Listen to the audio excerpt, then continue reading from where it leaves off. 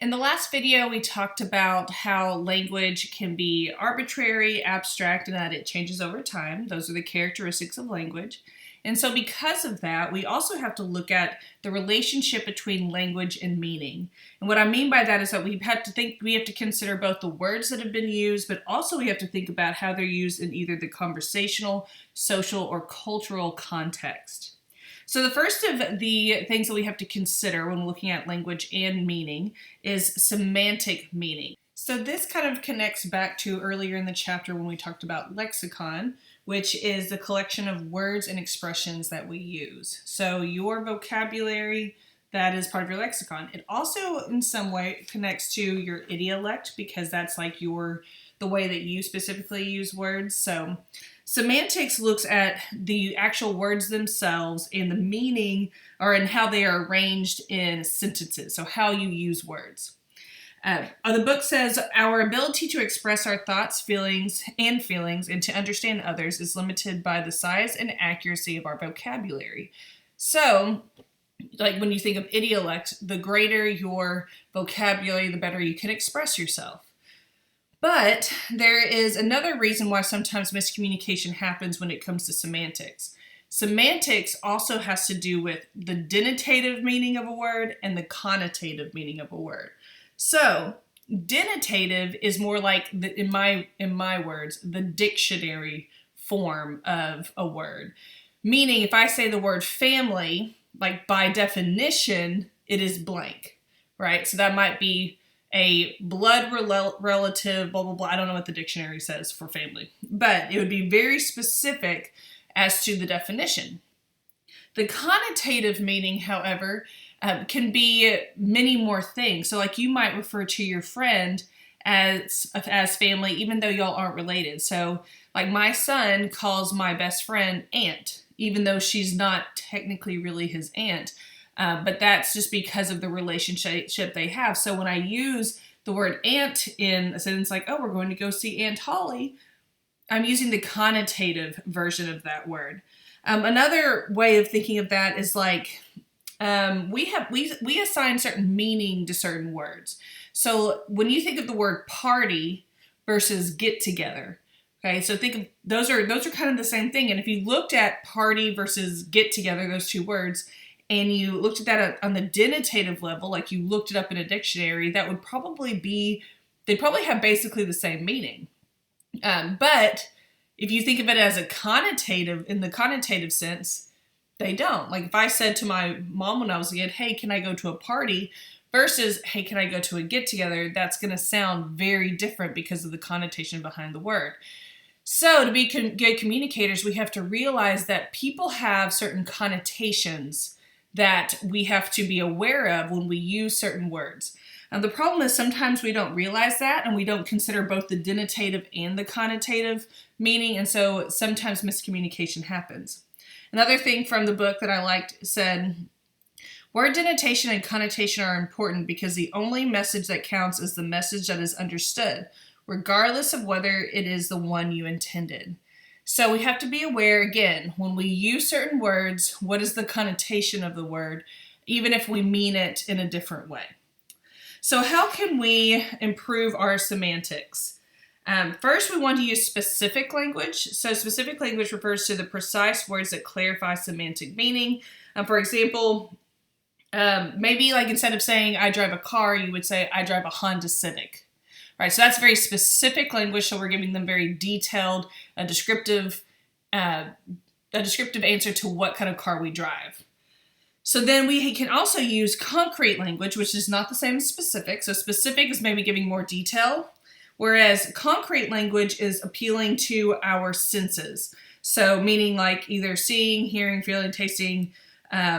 So the book gives an example of, instead of saying Jill speaks in a weird way, you might say Jill mumbles. And by saying mumbles, you have a better understanding of like, oh, okay, that's a hearing sense, right? Like we get why that would be a weird way of talking. Then use familiar language. Familiar language helps, especially when giving speeches.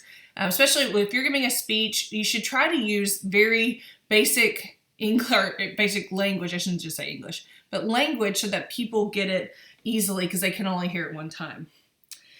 Use descriptive details and examples.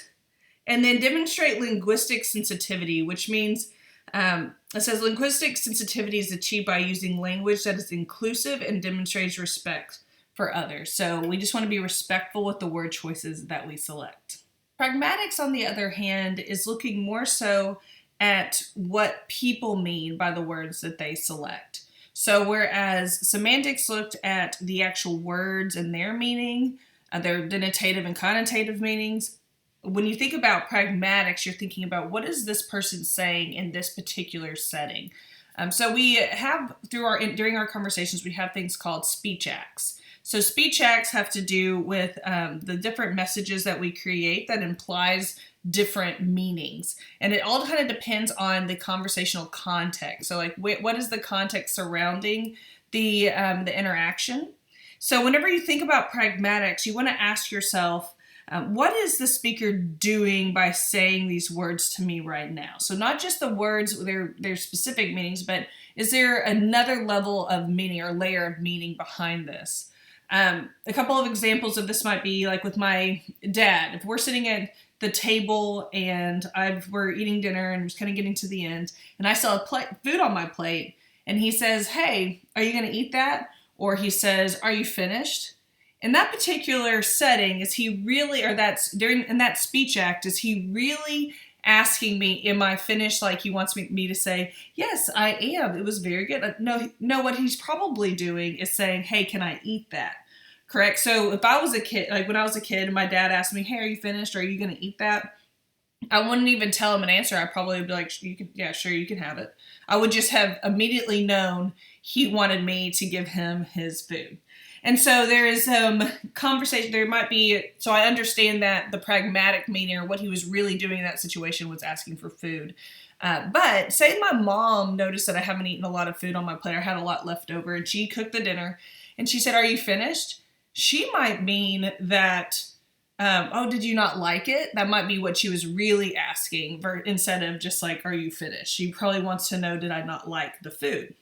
So you see, like those two different people in the same conversation might have different meanings. And so that's why we have to understand pragmatics. We have to understand, what is this person really doing or really asking me by what they're saying. An example from my life actually that I remember was I guess it was my husband's friends, it doesn't matter who it is, but these two girls were talking, and they were talking about a place that one of the girls got married. So girl A says, oh, I know somebody who got married at that barn. And the other girl 2 laughed. Well, I assumed in this conversation that they were saying a lot of people got married at that barn, because a lot of people did get married at the barn that they were referring to that I knew of. I've gone to a lot of weddings there. And so I said, oh, I know everyone gets married there. And then they both looked at me kind of just like, and I realized, oh, girl 2, or girl B, whatever I said before, she got married there. And so the girl A was just like saying, oh, I know somebody who got married at that barn, in reference to the other girl's wedding.